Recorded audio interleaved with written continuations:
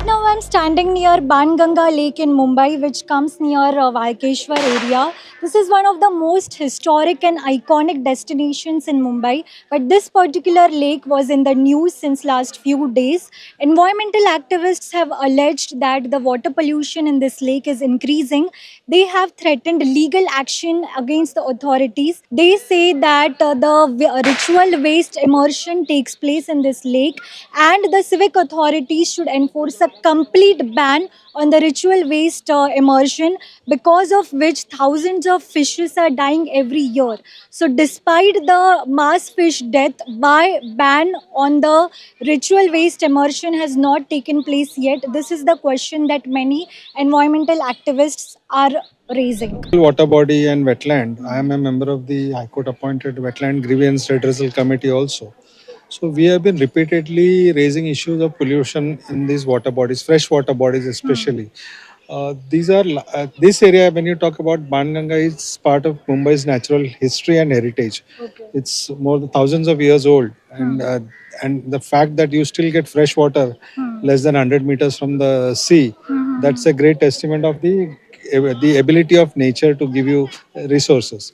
Now, what we are seeing around us is a complete degradation of the area, with people coming in and dumping religious waste, organic waste under the guise of religious offerings. This can be made more symbolic in a separate section which does not affect the quality of the water. To add to these rituals and offerings, we also have the practice of immersing idols in this lake. Now, that time and again we have seen that the fish die in large numbers after every immersion, and it's a common occurrence. The pollution control board does a water analysis and tells you that the dissolved oxygen is very low, or there is oxygen content is low, that's why the fish has died. It's like the postmortems of a doctor saying that a person died of heart attack, but what caused the heart attack is not being investigated.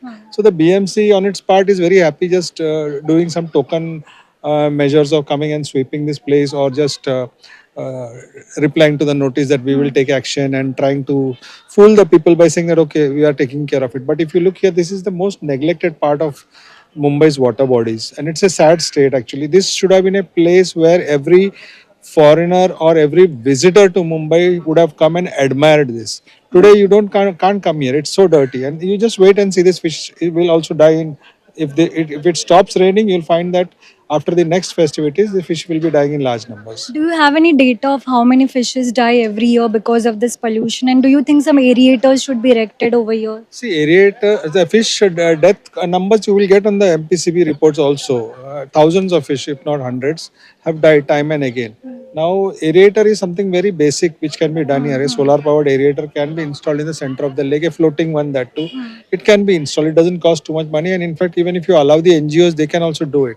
But the point is, who is willing to take ownership of this lake?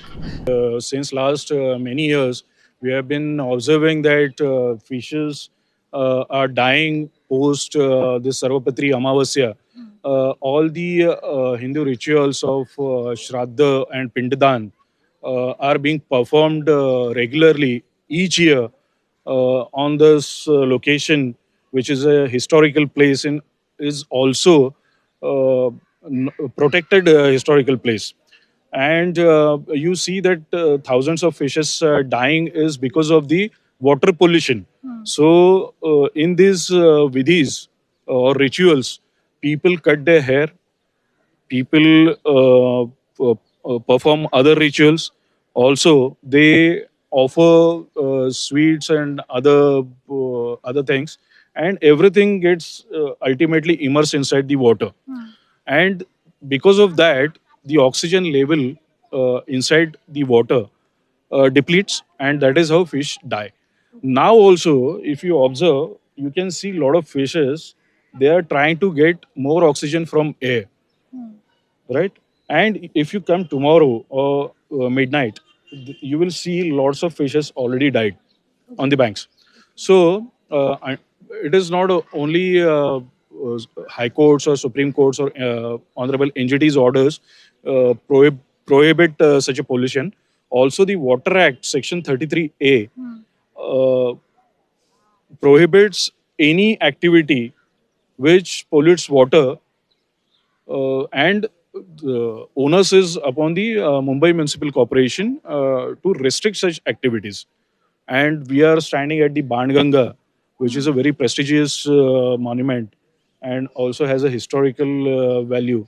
So here I cannot see a single board placed by Mumbai Municipal Corporation appealing devotees not to perform such rituals which pollutes water.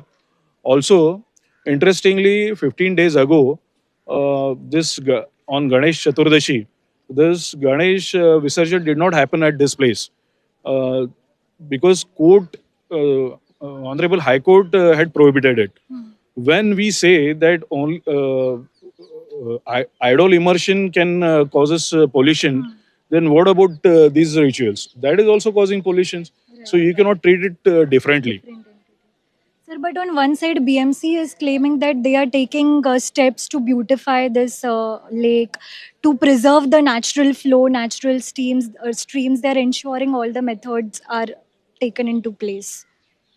I can see the natural stream, only one natural stream, which is flowing through the hills, and that is you can see the situation there. But See the plight of this. beautification has See, happened. beautification has happened for beautification for BMC is what is just concretization and nothing else. In the in lake also there is no aerator has been placed, which is a basic thing to put for proper aeration in the water. Okay. And you can see the smell is also it is stinking everywhere. Yeah. So it is a very foul smell which is being spread only because of these rituals being performed here. So who will stop it? BMC as a trustee, they have to ensure that such rituals are not performed anymore.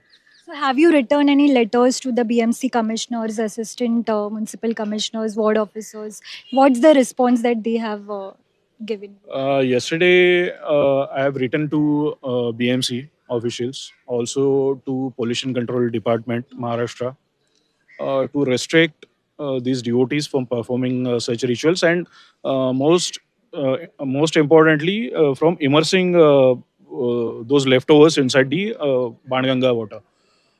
They have not responded yet, but today we are here, and I can see that there is no restrictions, there is no ban, there is no security guards, there is no board. So definitely, this is a contempt of Supreme Court order.